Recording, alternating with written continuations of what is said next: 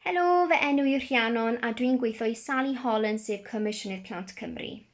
Hawl mis yma yw Erthygl 12 sef yr hawl i gael eich gwrandawiad ac i gael eich cymryd o ddifri. Nawr os ych chi'n mynd i'r ysgol ac ych chi'n aelod o gyngor yr ysgol, mae hyn yn gyfle gwych i chi gael gwrandawiad gan holl aelodau o'r staff, y disgyblion i gyd a hefyd falle yr oedolion yna sy'n gwneud penderfyniadau drostoch chi.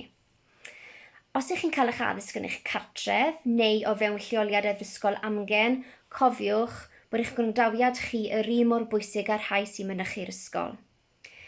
Neu gwedwch os ych chi yn mynychu llefydd tu allan i'r ysgol, enghraifft i chi'n ei gweithgareddau chwaraeon neu yn rhan o'r glwb.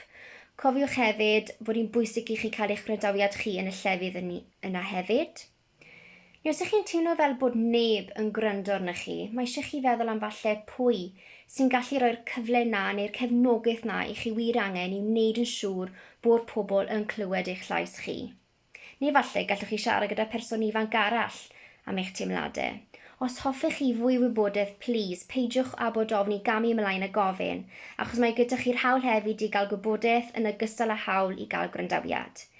Felly dwi am i chi feddwl am dau beth. Un, sut mae rhywun yn gwrando arnoch chi, a dau, oes yna unrhyw ffordd y gallwch chi gefnogi pobl ifanc arall a gwneud yn siŵr bod nhw hefyd yn cael gwrandawiad.